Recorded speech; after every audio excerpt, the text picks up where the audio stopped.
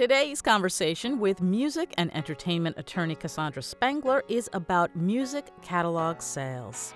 The information provided in this video is for informational purposes only and not for the purpose of providing legal advice. You should contact an attorney to obtain advice with respect to any particular issue or problem. Okay, hello everyone. Janae here. And as usual, I have Cassandra Spangler. She's a music attorney, and we have done several talks over the last couple of years, so you can always check those out. But today, we are talking about catalog sales. And what we mean by that is there are people in the music industry that are selling their music catalogs. And so some of the ones that have come up recently are David Bowie, John Legend, ZZ Top, and there's a few more I know, and I think that Cassandra probably knows an entire list of people. So let's just get right into it, Miss Cassandra. How are you today? Sure, I'm great, Janae. How are you? Fabulous. Always happy to talk to you. And so, like I said, we're talking about song catalog sales. And what do you think about all that?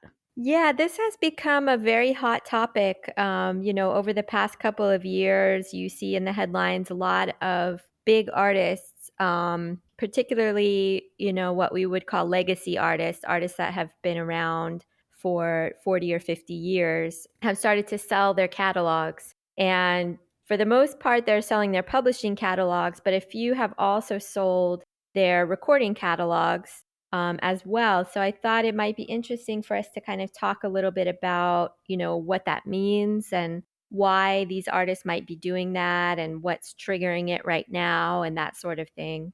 Sounds like a wonderful plan to me. So just to kind of review a topic that Janae and I discussed in a prior video, in every recording of a song that you hear, there are two separate copyrights involved. You have one copyright in the sound recording, which is what people refer to as the masters. So when you hear artists talking about owning their masters, they're talking about those copyrights in the sound recordings.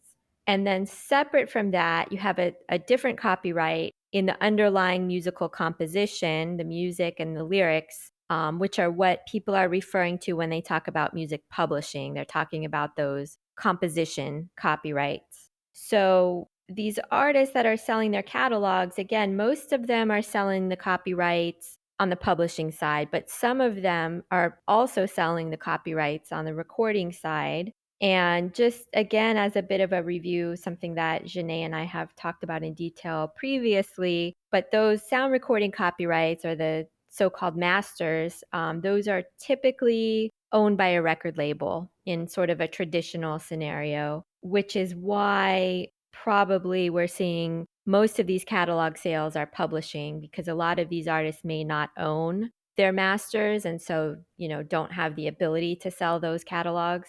But some of them do and some of them are.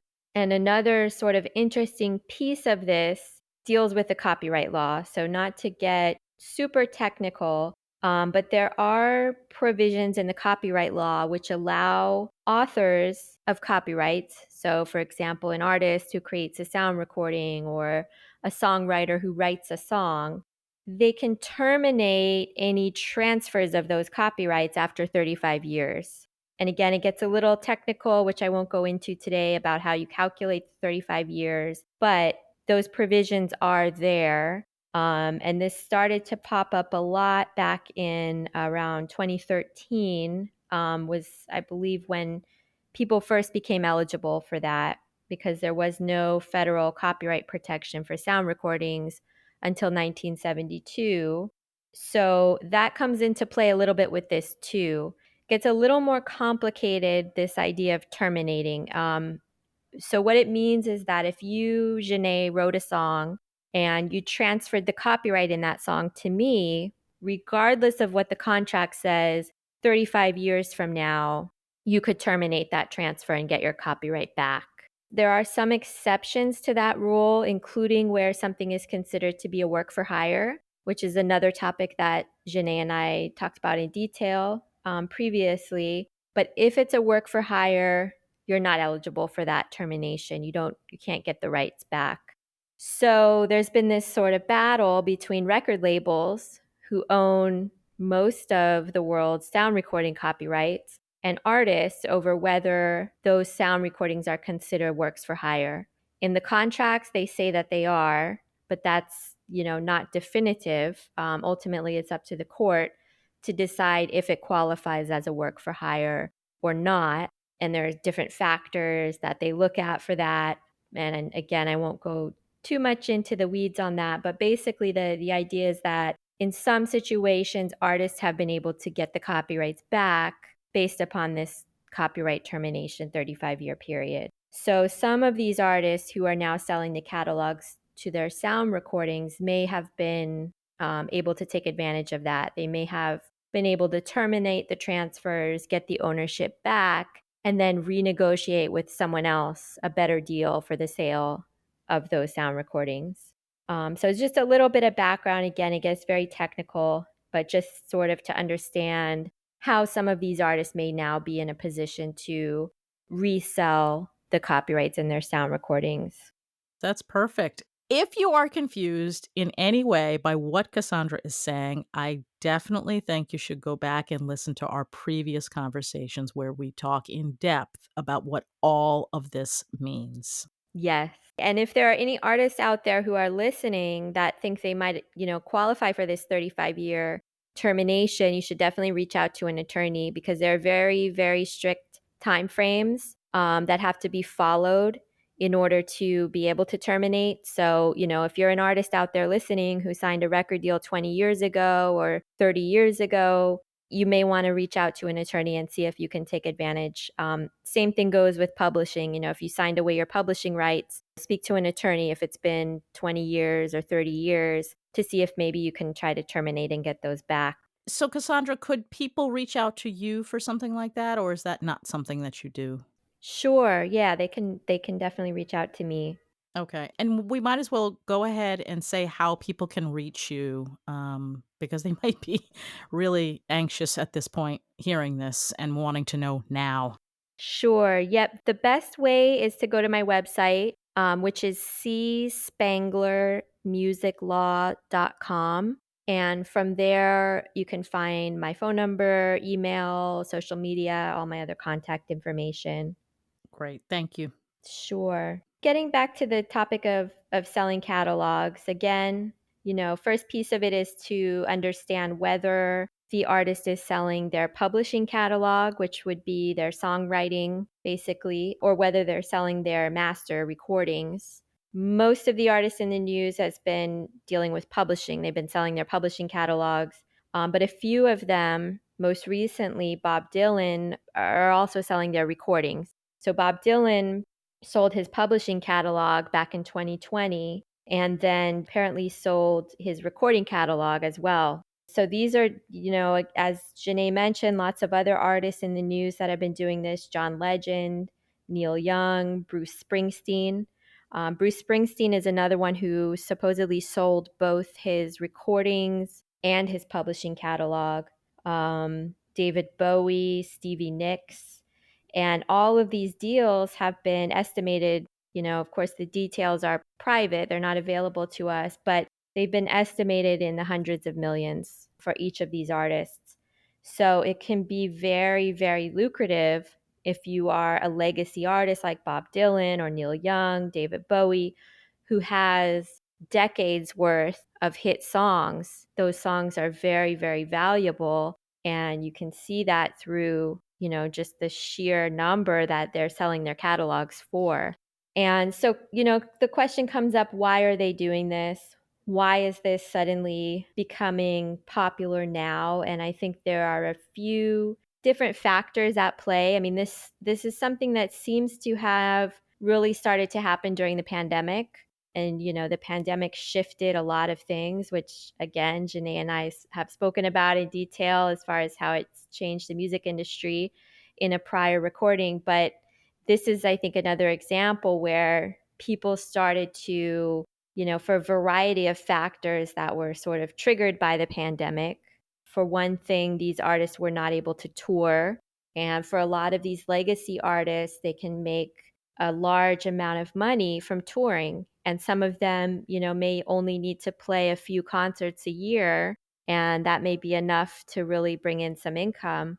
And of course, that all shut down for the past few years. It's starting to come back now, but for a while, they were not able to tour. Another factor is they did these studies and they found that people were listening to a lot of nostalgic music during the pandemic. So, music from prior time periods. So, a lot of these artists from the 60s and the 70s and the 80s, suddenly their music shot back up again and became even more popular again, which raised the value of these catalogs. And then there's also factors dealing with interest rates. Interest rates became very, very low during the pandemic, which made it easier for people or organizations that were interested in purchasing these catalogs to get funding to do so. For example, Bruce Springsteen apparently sold his catalogs for $550 million. So these buyers had to have a way to finance that purchase amount, and they were able to take advantage of the low interest rates.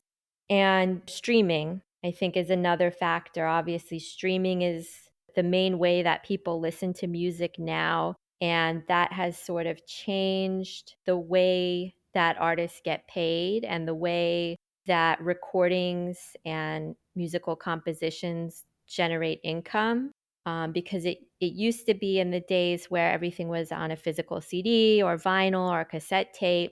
When the album came out, the first few weeks after the album was released was really when it would make the most money, because everybody would go out to the record store and buy the CD, and that's where you would see the high sales numbers, and then it would sort of drop off. Now with streaming, it's smaller numbers, but over a much longer period of time. So, for example, if you wanted to listen to a Bob Dylan album, prior to streaming, you would have to own the CD or the record, and you would have purchased it once and then never paid for it again. Whereas with streaming, you want to listen to that Bob Dylan album, you go onto Spotify or Apple Music or whatever you use, and you listen to it, and every time you want to listen to it, the streaming service is paying a small royalty to the artist and to the songwriters. So for new artists that are just starting out, that can actually be a good thing, because it means you have an income source that's going to have more longevity. It's going to last for years into the future, assuming your music remains popular. For these older artists, it's not such a great thing, maybe. Maybe they're sort of toward the end of their career and they've decided they just want to cash out.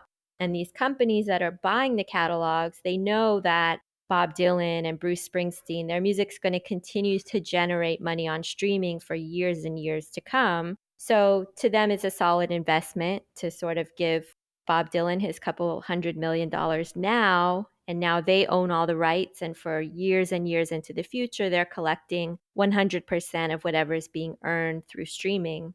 So I think that's another factor that's motivated these artists. And then, of course, also it's just a matter of estate planning, which is, again, I hate to keep harping on this, but Janae and I have spoken about that as well in a prior talk. But it's something these artists are starting to think about, is, wanting to leave a legacy for their children or to charity or wherever they want to leave this money. Having this money up front makes it easier for them to be able to do that, versus rolling the dice as far as, what might be earned in the future. That's a great point. And I don't know if you're going to cover this or not, but what then happens to the copyright now that this new person owns it? Right. So once they, the idea is that these artists are selling, in most cases, some of them I think have sold maybe only half of the rights or something like that. But for the most part, when you talk about selling a catalog, what that means is you are selling 100% of the rights, which means that once they get paid, that's it. They no longer own any rights in their own music, which does raise a concern as far as how the music can be used. Because once you sign away those rights, not only will you never receive another check for your music, but you will not have any control anymore over how it's used. So it might be used in political campaigns that you don't agree with. It could be used in advertisements for products or companies that you don't support. And once you've sold the catalog, you no longer have the ability to make any of those decisions. That could be a little scary, I guess, because you still I mean, you created the music, you know it's yours, but you sold it, and just like any business, if you sell it and you don't have a say over how things are run anymore, that can be really heartbreaking Yeah, if they do something completely different from what you would have done. right, exactly. Wow, and as far as the copyright laws go, this new owner then has ownership for, what is it, 100 and how many years? So it depends. If it's a work for hire, then it's, I believe, 120 years from the time it was created. If it wasn't a work for hire, which publishing, most songwriting is not a work for hire, in that case, it's currently 70 years after the author's death. So these companies are guaranteed at least 70 years worth of income from these catalogs that they're purchasing. Okay, so it is not a matter of and then it starts over or it gets transferred to the new owner's lifetime. It still stays with the original writer's life. Right. Aha, okay. And it's interesting to me because this is sort of the flip side of, you hear a lot in the news and a lot of artists saying don't ever give away your masters, don't ever give away your publishing, which is a whole other topic, but in a way this is sort of the flip side of that, because when you hear artists saying that, they're usually talking about at the beginning of your career. Don't sign away the rights to your publishing or the rights to your masters, at least without, receiving fair compensation for that at the beginning of your career. And then you have these artists toward the end of their career that are doing just that, but instead of doing it for, a couple $1,000s that you might see in horrible contracts at the beginning of your career, they're doing it for several $100 million. So it's just kind of interesting, two sides of the same coin type of a thing. But again, in order to get to that point, you have to be an artist with a real proven track record of hit songs that have lasted for generations, to where it's a safe investment for these people that are buying the catalogs. If you're a new artist, it's very, very difficult to predict what the value of your catalog will be, because nowadays, especially, I feel like legacy artists are becoming more and more rare, and people's attention spans are getting shorter. And so you have these artists that come out and they're huge and they're the biggest artists in the world, and then a couple years later they're sort of gone off the radar and they're no longer releasing music. So it's just very difficult as a new artist to predict what the value of your catalog is, which is why you want to be careful about selling it early on. Bob Dylan and Bruce Springsteen, these artists, it's much easier to value their catalog because there's 50 years worth of data to sort of put a value on it. Right, yeah, that definitely makes sense. The last thing I would add is, it's interesting kind of going back to this idea of people listening to nostalgic music during the pandemic. I also read an article recently, which was very interesting, showing how catalog music is actually vastly overtaking new music at a very quick rate. The data they had showed that 70% of music that people are listening to is old music, and only 30% is newer music, which is very interesting. And, I think there's probably a whole variety of reasons for that as well. But that also, I think, makes these sort of catalog sales attractive to investors because they see, well, this is what people are listening to.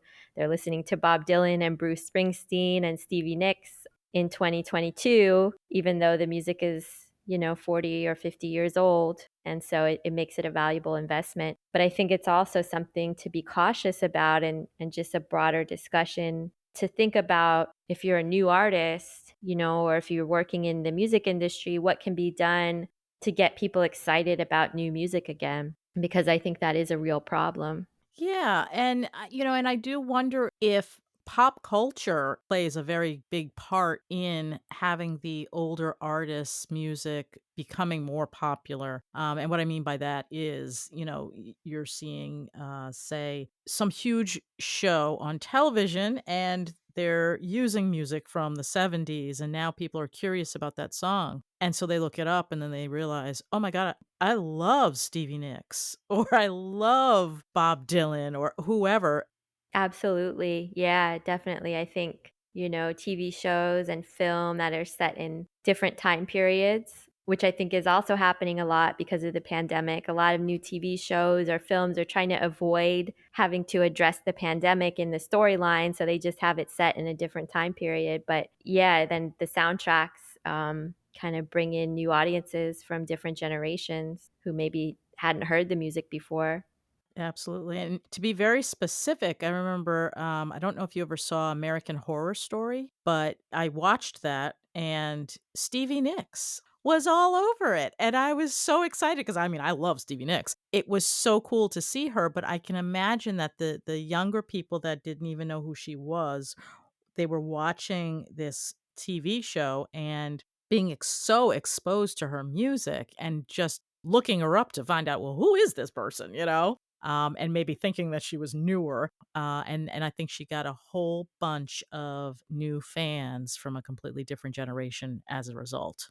Definitely. Yes, and I don't know if you remember the TikTok. There was a guy that made a TikTok video, I think it was last year, of himself. I think he was skateboarding to work and he was listening to Stevie Nicks, to Fleetwood Mac, and it just went viral. And suddenly, people that were in their 20s or teenagers who had never heard of Fleetwood Mac were listening to it and it shot back up on the charts again. And then the guy who made the video, supposedly, I think he got like an endorsement deal with Ocean Spray Cranberry and all this stuff happened. But, it definitely shows the value of some of these older hit songs. They can just go viral again and suddenly it's a hit song all over again. I'm not a TikTok person. Same. I need to get more involved in it because it is the next thing, I think. But yeah, I'm not big into it either. But that one, I just remember hearing about that one, and it stuck out because I think the song even went to number one again or something crazy like that after this TikTok video. That is cool, absolutely cool. The other thing that I thought was interesting is the Neil Young situation. He sold 50% of his catalog, and now he's in that place where he's not going to be on Spotify because he's asked for Joe Rogan to be removed. Yes. So I'm curious, I guess, how would the whole catalog be taken down? I mean, he doesn't have control if he sold 50% unless that 50% is not on Spotify. Yes, and that's actually an interesting point that you make. So some of these artists, you hear that they sold 50%, and it's not clear whether that means they sold half of their catalog, meaning half of the songs, or whether that means they sold 50% of the copyright and kept 50%. So that's an interesting point there that people should be aware of when they read, because I don't know either. They don't specify. It would be interesting to know some of these catalog sales, more specifics on what the terms were and whether the 50% that Neil Young sold, whether he retained any control over decisions and that kind of thing would definitely be interesting to know. And again, goes back to what we said earlier, which is once you sell your catalog, we're assuming that there's no fine print that says you still have decision making power. But if you were to sell it outright, you don't have control over it anymore. And again, that can be a little scary if you have very strong feelings about certain things. Right. I read actually, apparently Tina Turner sold not only her catalog, but also her name and likeness rights. So, assuming that's true, which we don't know for sure, but if that's true, that means she gave up complete control over her music, her recordings, and her image and likeness.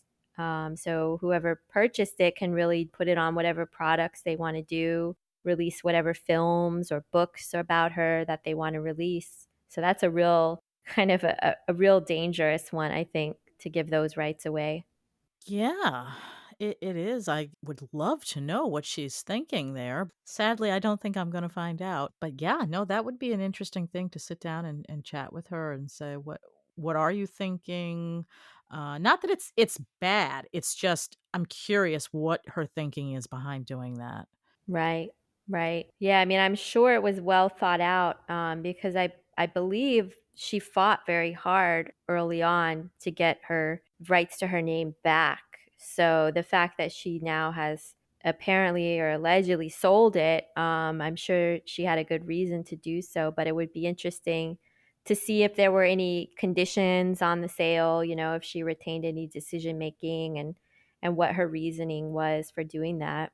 So yeah, it's an interesting thing that people are now doing with selling their catalogs, and I say people, but I don't really mean people. I mean these really huge artists that have been around forever are doing, and I can see why they would do it. You're getting $500 million for all of your hard work over the last 50 to 60 years. That's probably a fair trade. Yeah.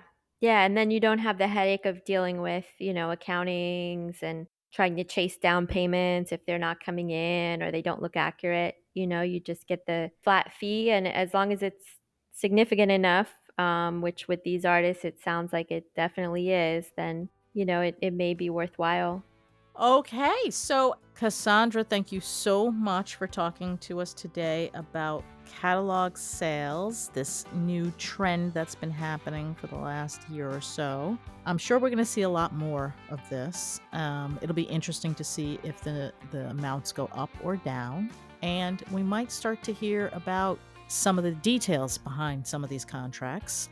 We're going to have to wait and see. But thank you so much for talking to us about this and explaining everything that goes into it. And again, I say if anybody is completely lost as to what we're talking about, then you should definitely go back to our previous conversations so that you can learn some of the terminology in the music business. Miss Cassandra, I know that you already gave us your information, but again, if people want to get in touch with you, how do they do that? The best way is to go to my website, which is cspanglermusiclaw.com. And then from there, you can find email, phone number, social media, anything else you might need. Well, thank you again, and enjoy your day. Thank you, Janae. It's always a pleasure. You as well, and we will continue doing these talks. Who knows what we're going to talk about next? We'll figure it out, though. Definitely. If you're looking for more conversations between Cassandra and I put some links in the description below. Also, you could just head over to my YouTube channel. Thanks for listening.